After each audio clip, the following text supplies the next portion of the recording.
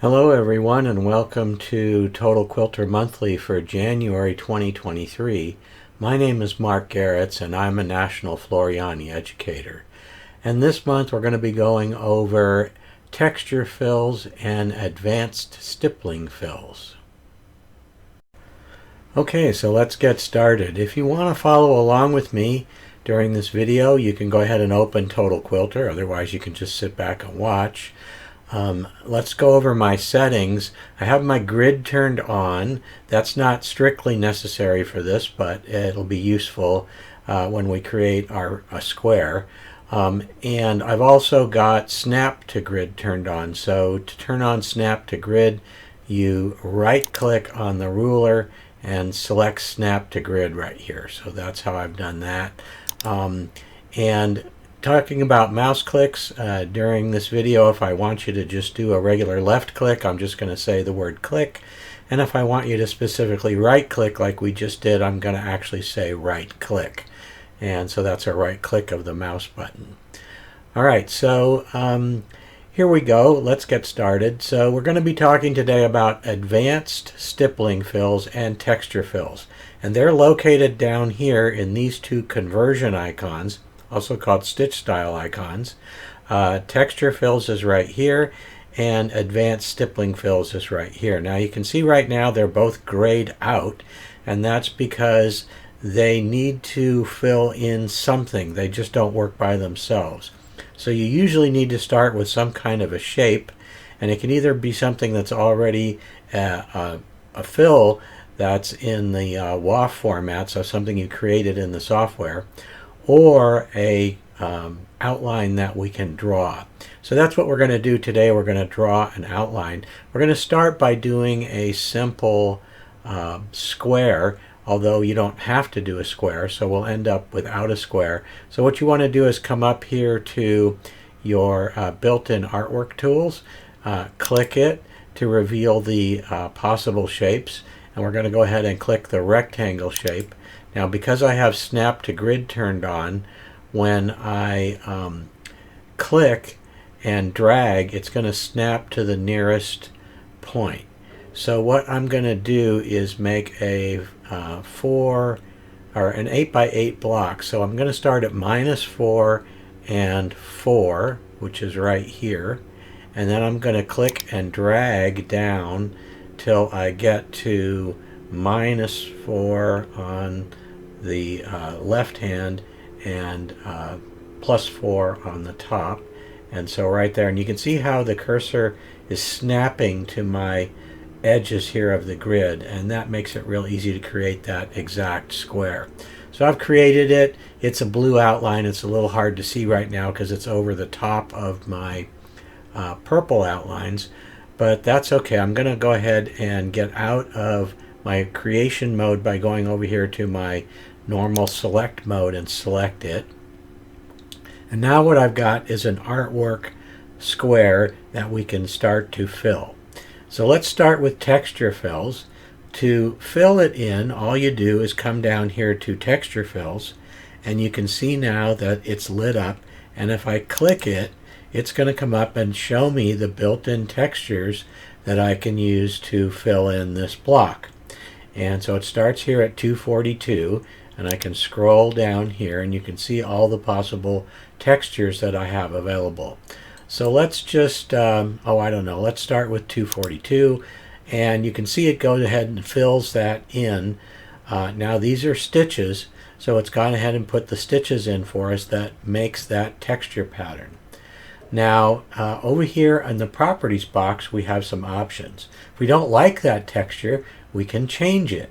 So we can change it by clicking the drop down for the pattern window here and change it to something else. Like we could switch to 246 and click apply, and now we have a totally different pattern in here.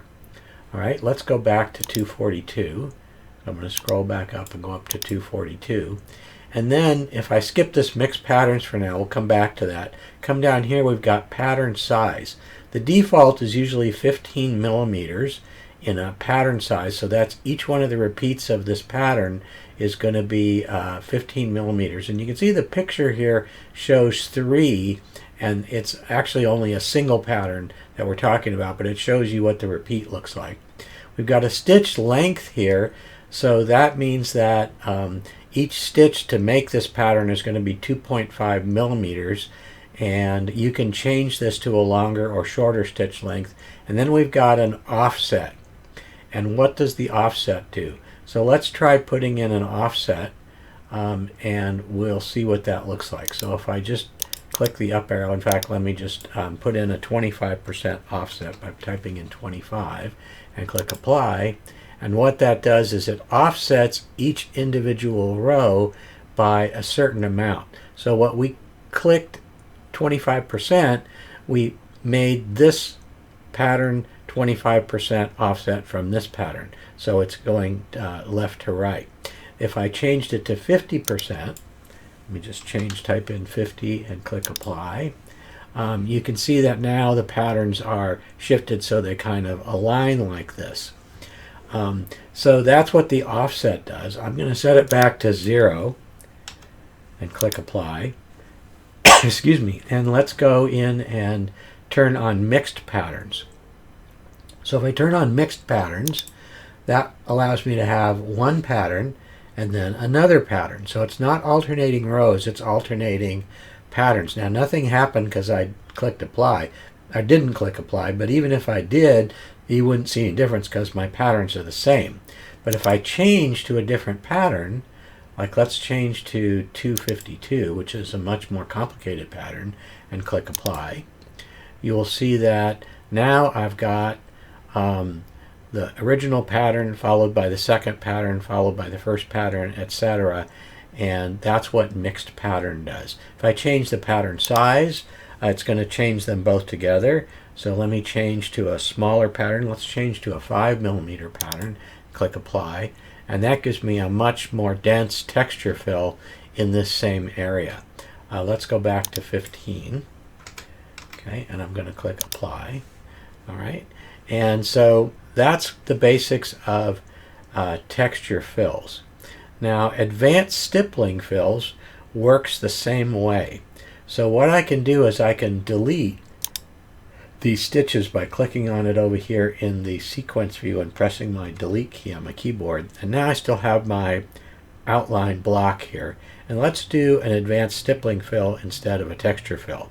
So I do it the same way by coming down here and clicking advanced stippling. Okay, and now I've got different patterns. So it's basically, it works identically. The difference is the way the patterns look. So these are a more rounded pattern. So let's pick a pattern. Let's pick Stipple 02 and put that in, and you can see that I've got that pattern. If I pick another pattern to mix it with, like let's pick the line pattern, that's just a straight line. What that does is it gives me a separation connected by that straight line in the center. I can pick another pattern, like I can pick this Stipple 012 and click apply, and now I've got stars in the center. Okay, so that's the way that works. So it works identically, it's just that the patterns are different. So the offsets work the same, etc. Now, one thing I want to show you is what if we had picked the star first. So let me pick Stipple 12 first, and then pick Stipple 02 for the second pattern and click apply. Okay, now that theoretically should look just like the other pattern, but it doesn't. It's all messed up. And the reason is because of the basic sizes that these patterns were created in. So the star is a much smaller pattern. So whenever you have a smaller pattern and a larger pattern in mixed patterns, you always want to have the larger pattern first so it doesn't do this. So if we reverse them again, we go back to Stipple 02 as the first pattern, and then Stipple 12 as the second pattern, and click apply, we end up with it looking correct. So that's just a little tip. If it doesn't look right, if everything looks mushed together, you probably got a small pattern first, large pattern second. So just come in here and reverse them is all you need to do, and then it'll look right. Now what else can we do with this? We can change the angle that this pattern runs at. So the default is to go straight across our shape. And if we come down here to this icon, which is our shape icon, so this is my quick pick icon that surrounds it, and this will show up if you have those turned on in the preferences. And I'll show you how to do that real quick. If I go here to Program Preferences, they're on by default. So if I come to Environment, that's not where it is. Is it in View? Yes, it's in View. Okay. So where that is use, where is it? Oh, it's Show Selection Controls right here. Show Selection Controls. So if I were to turn that off and click OK, those little icons would go away. And when they first implemented that several years ago, those bothered me, and I didn't like them, so I turned them off. But I've since grown to love them because they're just very quick to select the different modes, like zooming in and locking and duplicating, etc. But the one we're interested in right now is this shape icon. If you have them turned off, you can still get to it by coming over here to the shape tool. So you can get to it by just clicking that, and it does the same thing. When you do that, what you see is the block changes. So I could actually adjust the shape of my outside block. I can adjust the start and stop points. But what we're concerned with right now is this line right here, which is my inclination line. So it's a yellow highlighted line with two black dots on either end. And by clicking and dragging those dots like this, I can change the angle at which this pattern goes into this outside shape. So if I do that, then I right click, you can see that changes the way that pattern looks now. Okay, so that's how the inclination lines work. If I wanted it to go straight up and down rather than side to side, I would just pull my dots like this, and you can see that those are also snapping to my grid lines, which is real nice. And again, if I right click, now that pattern is going that way. Oops, I don't want it to go that way. I want these little arrows to point the other way. So what do? I come around here and I move them so that they're on the opposite sides. Let's see if that works. And right click. And no, it didn't change anything. So how would we fix this? What would we do if we wanted this to go up and down? Well, what I would do is I would click my normal selection mode, and then what I would do is I could either rotate this 90 degrees twice, so I could do a rotate, rotate, and get it to go up like that. Or if I undid that, let's click undo and undo, and I could also do a flip vertical. So if I clicked flip vertical, it would flip it like that and give me the same thing as a rotate, at least for this pattern. All right, so that's the basics. Now, what if you didn't want to use a square? Let's go ahead and delete this. I'm going to press the delete key on my keyboard. I'm going to delete my underlying shape by clicking it, pressing delete. Let's pick a circle, and I'm just going to come down in here to my design. If I hold down Control and drag, I'm going to get a perfect circle. So I'm holding down Control and I'm dragging, and I'm going to let off the mouse, and I'm going to have a perfect circle, and I'm going to select it. Let me double click my magnifying glass to get it centered and zoomed in. That's a really useful tip, by the way. So centered and zoomed in. And then I can still just go ahead and apply, say, a texture fill to that. If I click 257, I've got it filled into a circle shape. Now, I don't have to use those shapes either. I can actually apply it to anything. So, for example, if I delete these shapes, I can apply it to a built-in artwork shape. So I go to my custom shapes icon here, and I could click any of these shapes. Like, let's click this butterfly, and I'm going to make this bigger. I'm just going to click and drag it bigger, and then I'll double click my magnifying glass to center it. Now it's filled in with a solid color right now, so I can turn that off by unchecking fill and clicking apply, and that gives me just an outline. And again, I can put in, say, an advanced stipple fill. Let's just put in, oh, I don't know, let's put in stipple 16, and you can see it fills that shape with that stipple fill, and that's another thing you can do with it. So those are the basics of advanced stipple fills and texture fills. Again, they work the same. The big difference is just what the actual shapes are.